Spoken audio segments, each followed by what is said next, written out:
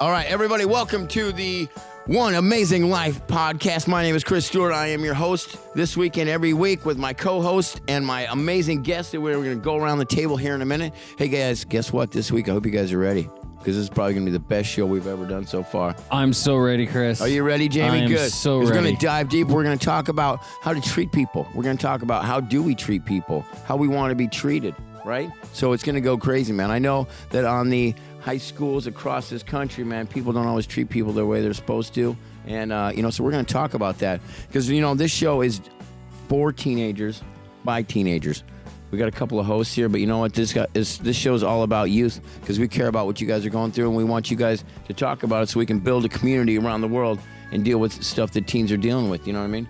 Every day is blessed by God, and we're just grateful to be here. So without any further ado, I'm going to go around the table and introduce everybody else that's around me so you guys get an idea of who's with us today. I'm going to start to my right with my co-host, Jamie. Jamie, what's up? That's it. Hey, I'm doing well. Everyone out there, I want you to all know that our good friend Chris, who normally is wearing a suit, is actually wearing a T-shirt today. And this is unusual. This isn't the normal thing. So, Chris, why don't you tell us about the T-shirt you're wearing? I would love to talk about the T-shirt. Normally, I am wearing a suit. And if you guys remember, I think on our last episode, I was talking about firefighters. I was wearing another firefighter shirt. This week, I'm wearing a shirt from my friends down at Engine 29 in New Orleans, Louisiana. That's in the French Quarter.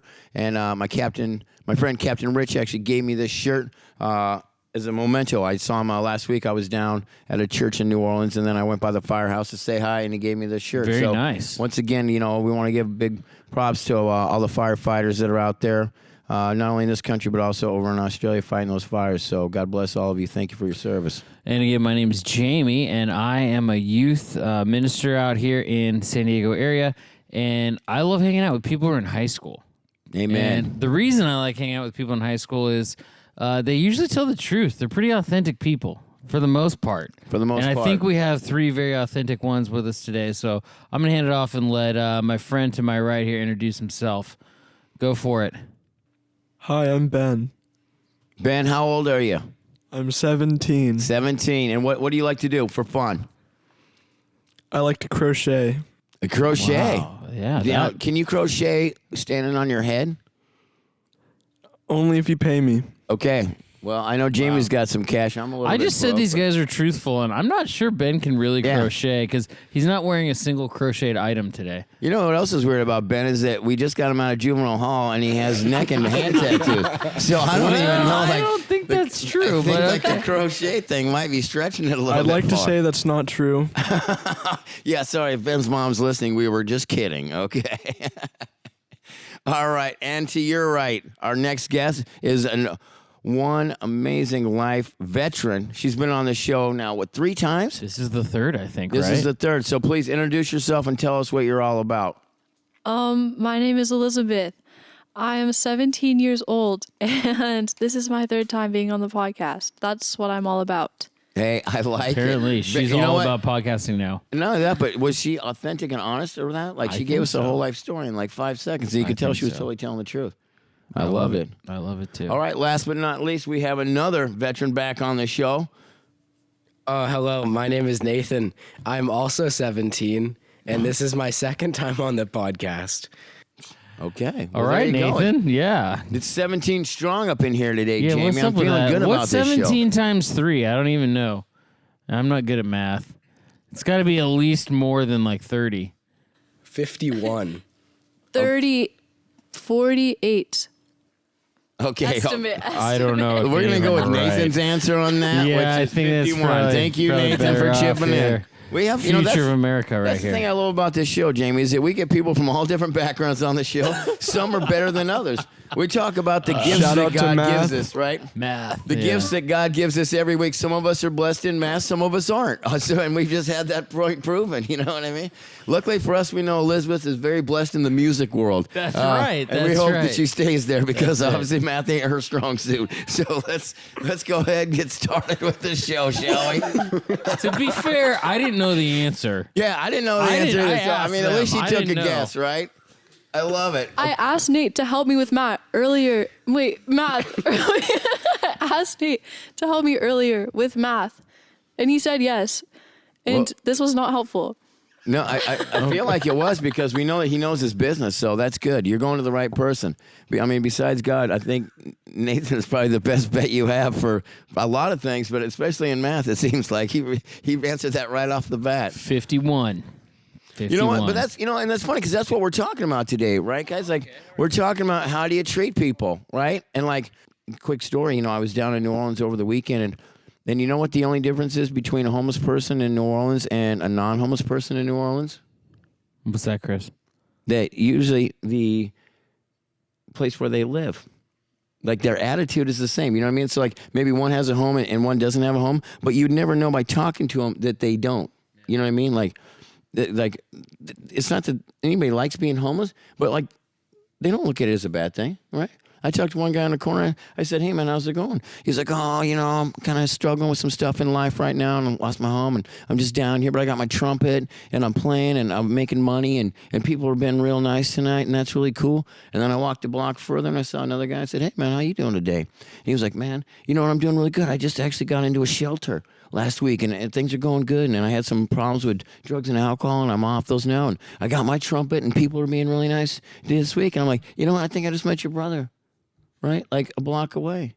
Right? But one guy still is having some problems, but he's still in a good mood and he likes being alive. And, and I told him, God bless him. Like, God has blessed us. Right? And like, these are just guys that are on the streets, But it's interesting to see. And that's what we're going to start off. My first question for you, Elizabeth, is what do you do when you see a homeless person?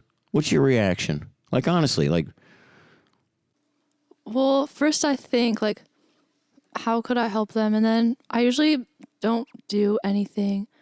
But there was one Christmas where, oh my gosh, this is crazy. My mom, instead of going to church on Christmas Eve, we drove around downtown and put together these little bags with all this stuff. And she made my barefoot brother like jump out of the car and give them to people. And that was fun. I mean, that is fun. I mean, that's a nice thing to do, except for your brother being barefoot. I'm not really sure what that's all about. We can dive into that maybe now next week's show, because I don't want to get anybody in trouble. But you know what I mean? But it sounds like your heart was in the right place. But, one of the first things you said was, I think about them, but usually I don't do anything. And, and I think about that, and it's like we as Christians especially, people that are in the faith-based community, it's like that's our whole point, right? Like we're supposed to help those kind of people. And I know myself included, sometimes I will see them, and I don't always say hi to every one of them. You know what I mean? I might like walk by them, or if they ask me for money, I might look and be like, oh, I'm not going to give you any money because I decide that they might spend on something I don't approve of, right? And that's not what God teaches us, you know what I mean? And I got to catch myself, and that's why we're talking on it today, because I think it's really important for, especially teenagers to look at that and be like, hey, you know what? Like, maybe I shouldn't just judge that. Maybe I should just help that person out. They might need something that I can't necessarily, $1 might not seem like that much to you, but it really help them out. Ben, what about you? I know you skateboard around town a lot, and you probably meet a lot of different kinds of people, and some are probably pretty colorful. Give me your take on kind of like the way you deal with homeless people, or not, I shouldn't say deal, but how your dealings with them, if that makes sense. Well, I try to be as friendly as possible, obviously, but there's homelessness in my family, so it kind of gives me a different light on it, because I feel personally worse for them, because it just makes me think of them and stuff, and so I just try to treat them as though they were one of my good friends or something like that. So they'd because they're people too, and they don't deserve to be ignored or looked away from, if that makes sense. No, absolutely, that makes sense. And what a great thing, Jamie, with that, isn't it? It's so true, right? That if you talk to, 90%, maybe 90 is a little bit high, but 80% of most homeless people that I talk to, they don't want to be there. Something happened, they missed a payment, a rent payment, or they got laid off from a job they had, or they had something happen, maybe some medical bills that, they came back from Afghanistan. We got a lot of vets, here in San Diego, we got a lot of vets too that are homeless. And you talk to them, and it breaks your heart that you find out the reason why they're homeless is because they went to Afghanistan, or they went someplace to fight war, and they came back, and something happened with their housing or their GI Bill or something like that, and all of a sudden they got nothing, and they thought just 1 week in a tent and they'd be back on their feet, and it costs a lot of money to get back on your feet when you're homeless. It really does, yeah. And one thing too that's really big that people don't take into account is just having friendships. Like, there was a year when I was in college and I didn't have a place to live, and I didn't have a car, and I didn't have all I had was a job, and I knew I had some classes I had to go to, and everything else I had to figure out on my own. I was 20 years old. And so I had a plane ticket back to San Diego. I arrived here, and you know what happened that year? I ended up living with friends. Like, I was kind of couch surfing one place to another. My brother was like, you know what? I got an old pickup truck. I'll let you use that. And I ended up not sleeping on the street, not one time. I never had to sleep in my car. And it was because I was connected. I had people that I knew.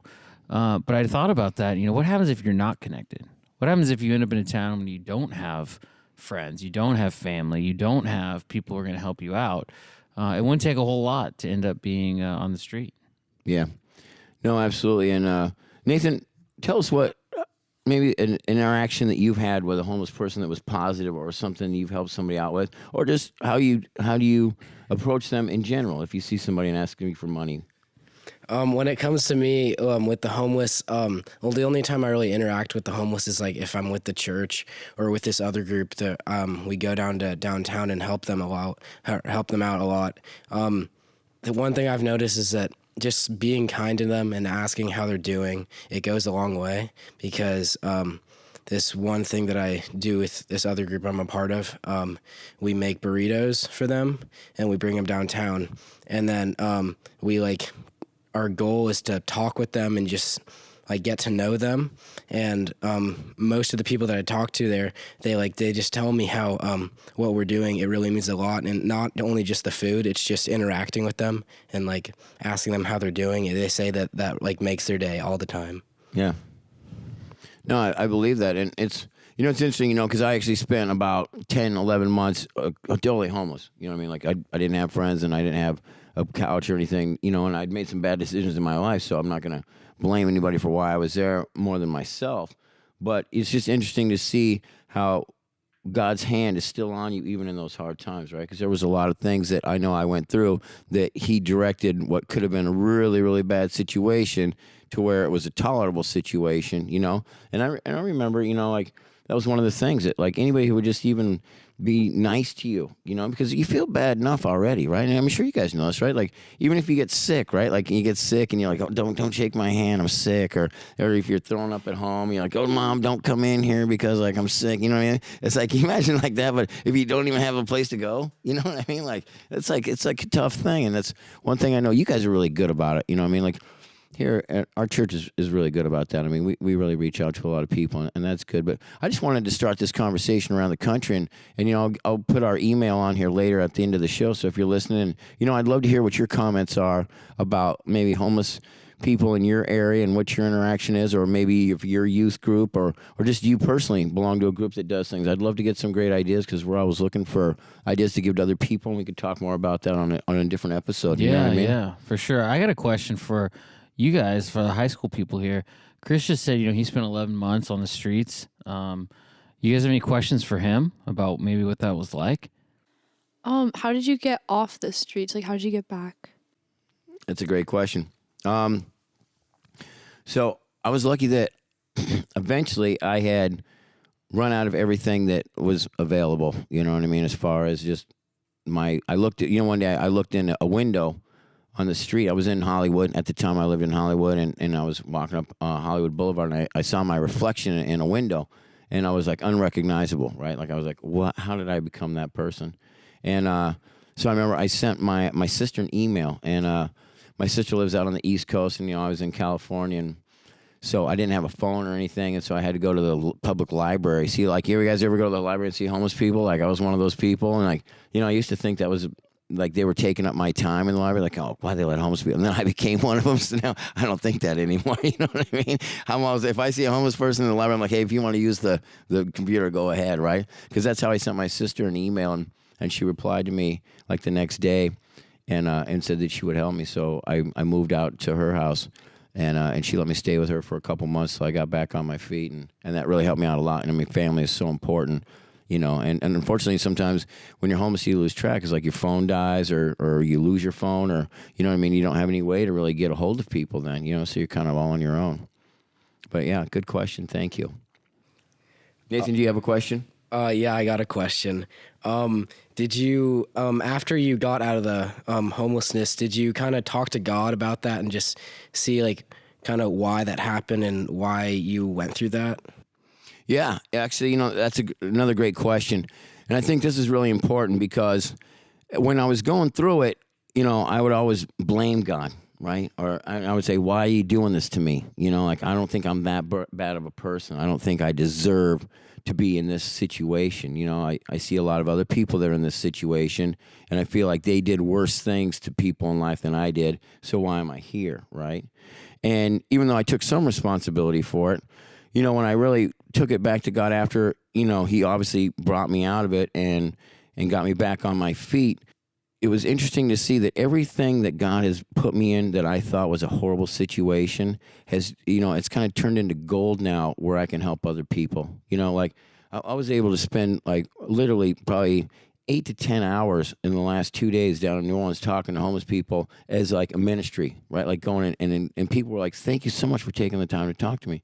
And, you know, and I do it here and I work with a lot of people that have addiction issues, you know, and it's like that's always, homelessness is always usually a part of that. And so it's one thing when somebody's struggling through that to go back and look them right in the eye and say, hey, you know what, like I know actually what you've been through. And I'm not just like a good Samaritan coming to help them. I'm actually somebody that they know they can trust because I've been through the same thing. And I think that's a big part of it, you know.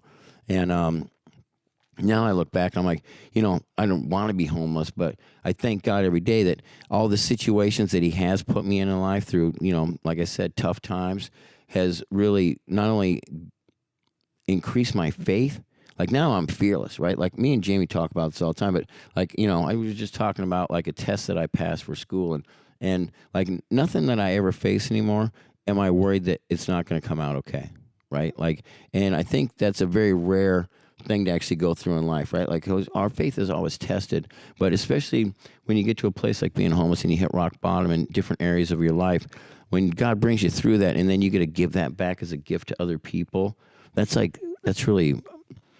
this whole thing is really about, you know, and that's really what we try to do on this podcast and what we do in life. And I know you guys are big supporters of that as well. And you know, me and Jamie always encourage you guys, you know, when you guys are going through a hard time, what I was saying, I was like, now don't forget, this is going to be something you're going to be able to help somebody else through. I know it doesn't feel like it right now, but it really is, you know? And so that's really, when I took it to God, that's what he said. He was like, hey, you know, how do you expect to help change people's worlds, and how do you expect to be a real man of God if I don't put you through some tests so you actually know what it's like and what they're going through? And I was like, okay, good point. That would have been helpful in the beginning, though. There's a lot of stuff in life that, right? A lot of stuff in life that can be recycled, right? Yeah. A lot of that stuff out there that we just think is trash, throw away, bad experiences can be turned into something of value. Yeah. To someone else, for sure. I would say God doesn't make things happen to you. He makes things happen for you. You know, that's one of my big catchphrases, and I love that. All right, I want to thank everybody once again for tuning in this week to the One Amazing Life podcast. We're going to take a break for a second. We're going to come back. We're going to continue our talk about how we treat people and how we want to be treated. And, you know, don't forget also, anytime you guys have a question about the show, we'd love to get all your comments or ideas for any show that you guys want us to do on here. And you can reach us at chris@one-youth.com. So please send in all of your comments, questions, or concerns. We would love to hear from you. All right, we'll be right back. Coming up next week on the One Amazing Life podcast. Your own vision. What would you like to see high school campuses be like? If I wanted to see something different, I would say everyone just be more like we are here, because I've noticed that like when new people come here, we're always so welcoming. But have you ever seen people, this is kind of like the next step, have you ever seen people actually work hard to include folks who have special needs, kids in your high school? Or is it more of like just kind of separating? Yeah, I think it's just like treating them like anyone else, like just being nice and treat others the way you would like to be treated. Like if someone looked down at you like how you would expect like high school kids to look down on someone who has special needs, then like that's just not good. Just be nice.